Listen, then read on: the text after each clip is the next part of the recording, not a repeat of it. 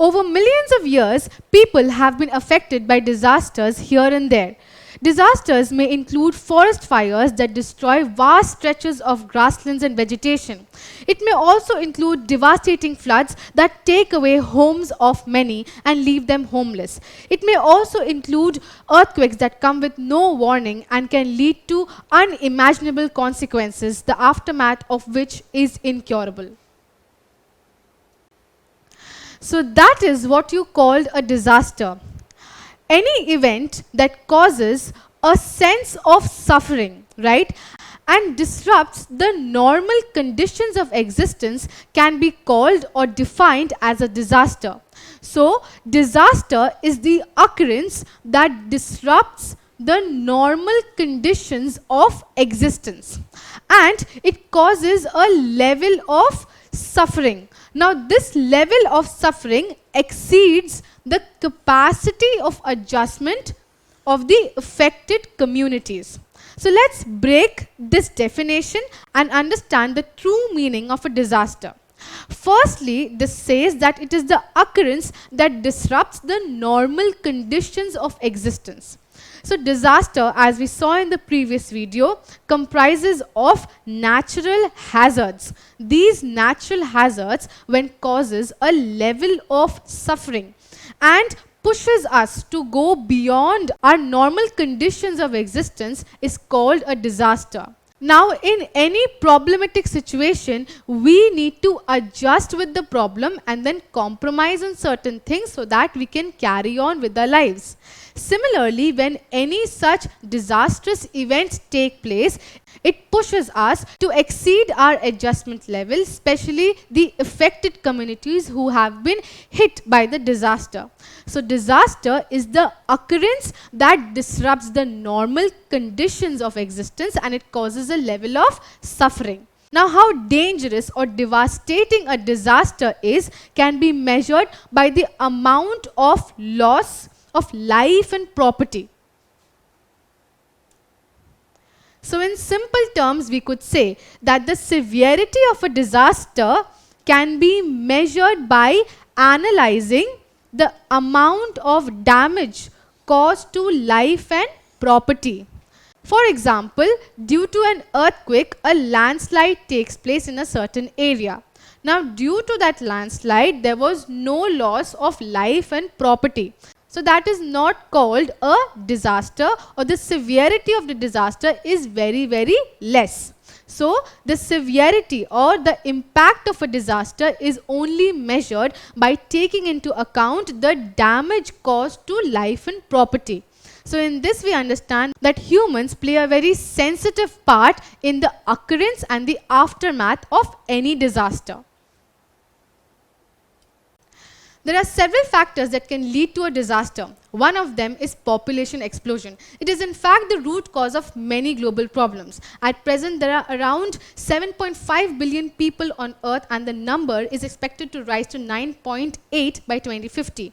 Now, it has caused many and major environmental degradation because in two major ways. First is the use of resources and ecosystem services like land, water, soil, and fossil fuels. And the other is the production of waste due to consumption of these resources, and it has led to air and water pollutants and greenhouse gases. We are consuming resources as 1.7 rate faster than we can generate it.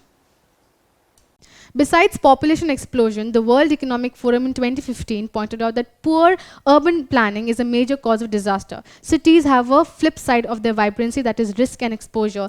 Densely populated areas are places of innovation and culture. However, poor waste management can lead to pollution and diseases. So we need to be very, very careful. Cities that are home to architectural monuments and historical infrastructure are to be a major cause of disaster because of poor urban planning that has increased environmental degradation. It is estimated that by 2030, more than 870 million people are to be exposed to disasters like earthquake.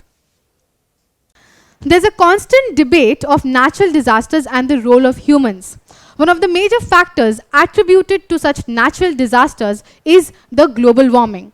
So the worldwide studies show that the melting of glaciers, the Amazon fire, the flooding of many parts of the world like Vietnam, the cyclones in Bangladesh and Amphan, and also the Arctic heat, all are a result of this changing weather, and they are compounding events that are all interconnected as a result of global warming. Global warming has increased due to prolonged use of fossil fuels and the release of greenhouse gases. The rising temperature and the climate change will soon lead to crop failure, which will lead to scarcity of food. It will also lead to extinction of wildlife, and the rising sea level will force people to move out and find shelter somewhere else, making water undrinkable. It will also increase the threat of wars for which countries will fight for resources very soon. So we just saw how climate change and global warming has become a major cause of disasters. They have led to some irreversible damage, and these damage cannot be cured so easily. So it takes a very long time to recover from the disasters caused by global warming and climate change. Some of the pictures here tells us how irreversible the damage has been as a result of global warming. We see the melting of glaciers that have led to a rise in sea level and the submergence of many islands, forcing people to move out of their homes and find shelter somewhere else. Then we also take a look at forest fires that destroys vast stretches of lands and make them a wasteland, reducing the productivity of the land and also affecting the agriculture industry.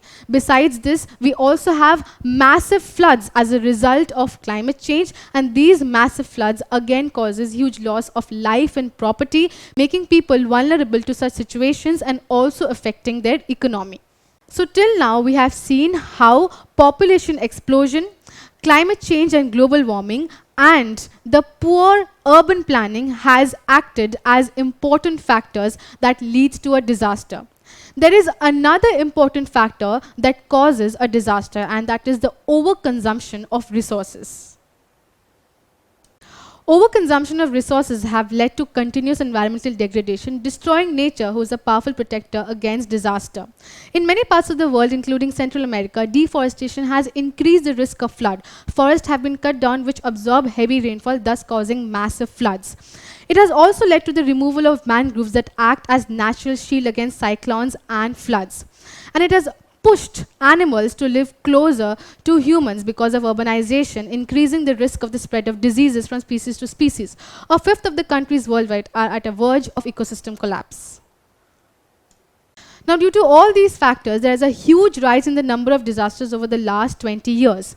It has claimed to take away lives of 1.23 million people, affected 4 billion people, and also has left many homeless. It has also caused $3 trillion in economic losses. And this has all been attributed to extreme weather conditions, which has doubled the number of floods.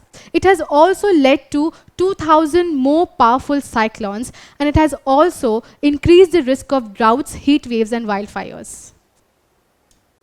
89% of more than 1 billion people exposed to floods live in low and middle income countries. Nothing undermines development like a disaster. But why do you think disaster hits the poor disproportionately? This is because the low income groups live in hazard prone areas where land is cheaper and they have limited access to basic services.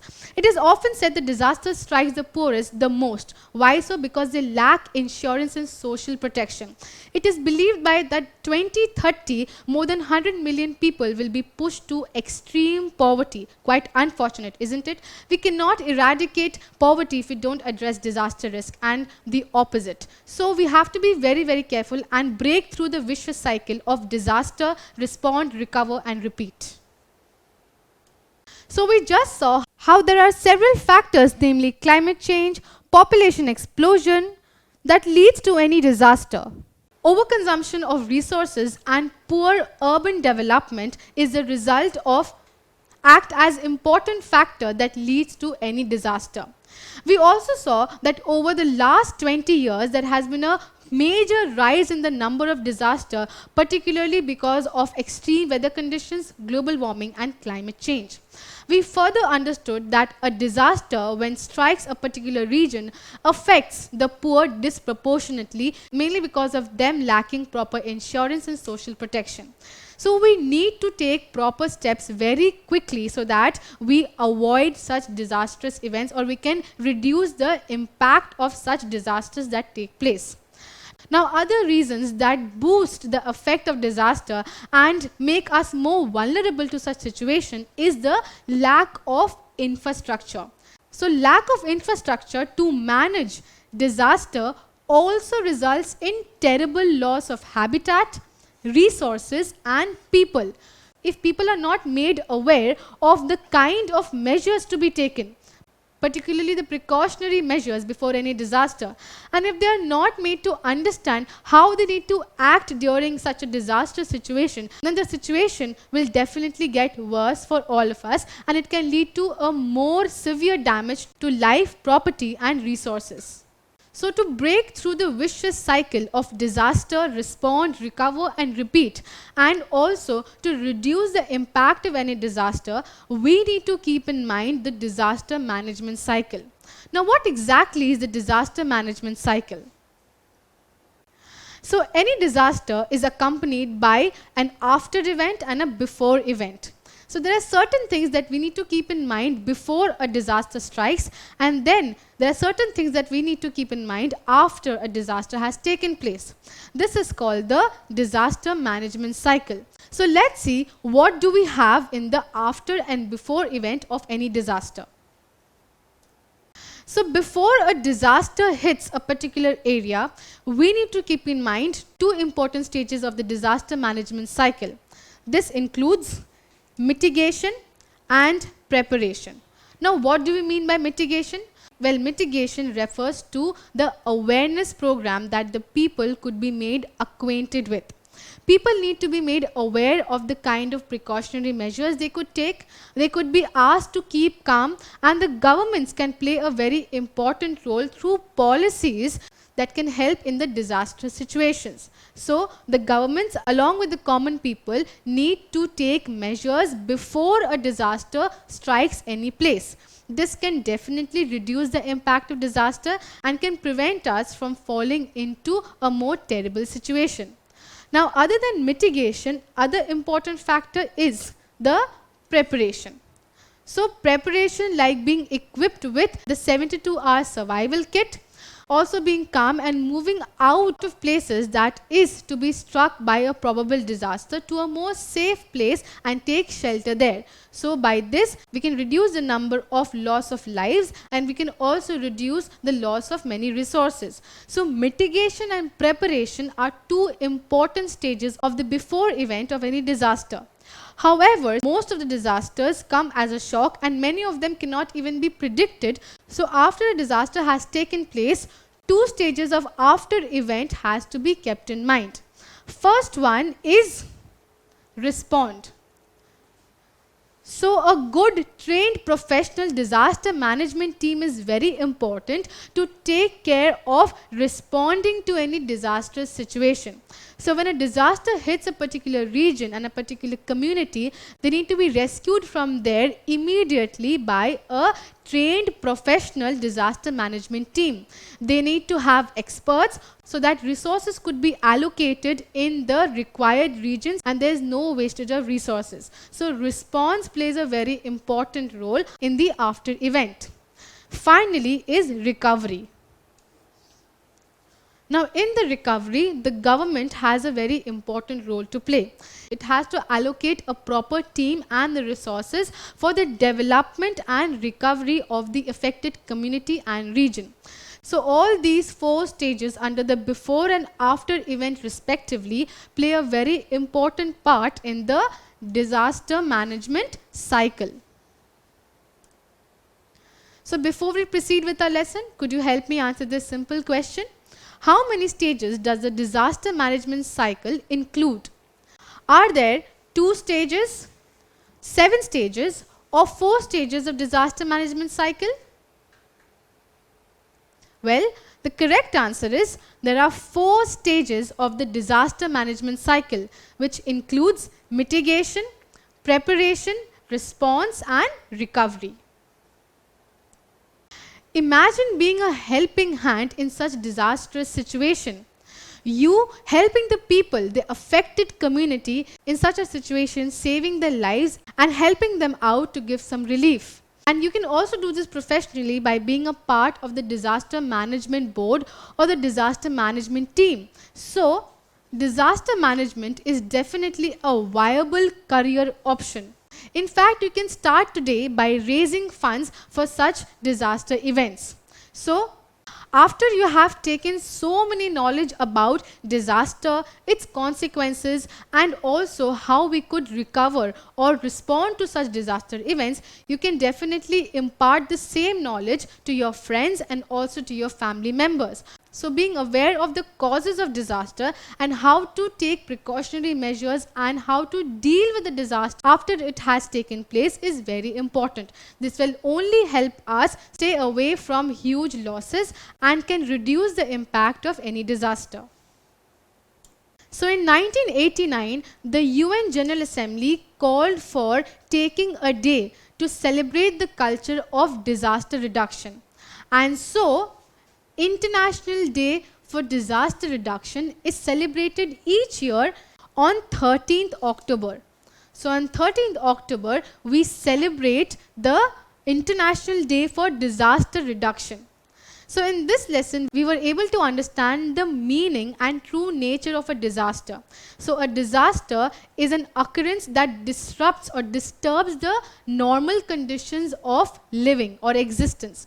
And it causes a level of suffering because it exceeds our level of adjustment to any such situation. Right? And we also learned that the severity of a disaster could be measured by the amount of damage caused to life and property. We proceeded with our lesson by taking a look at several factors that leads to a disaster. We further learned that the poor are disproportionately affected by a disaster, and there's nothing that undermines development like a disaster. So, to take care of such a situation and to break through the vicious cycle of disaster response, recovery and repeat, we need to keep in mind the disaster management cycle. We need to keep our respect for the disaster management team and for the people who work hard and rescue the affected communities during such a situation. In our next lesson, we'll be taking a look at how disaster could be categorized as natural disaster and man-made disaster. Don't forget to subscribe to our channel and hit the bell icon. You can also register for free at DeltaStep.com or download the DeltaStep app to learn one-to-one with our amazing teachers or to get access to all our 5,000 plus amazing videos as per your school syllabus. Master each topic with our adaptive practice technology. Get million plus questions with step-by-step solutions and unlimited mock test. Get all your doubts resolved instantly. Learn via games and win amazing prizes like PlayStations and iPads. So at DeltaStep, learning is not just fun and easy, it is rewarding too. So register for free now.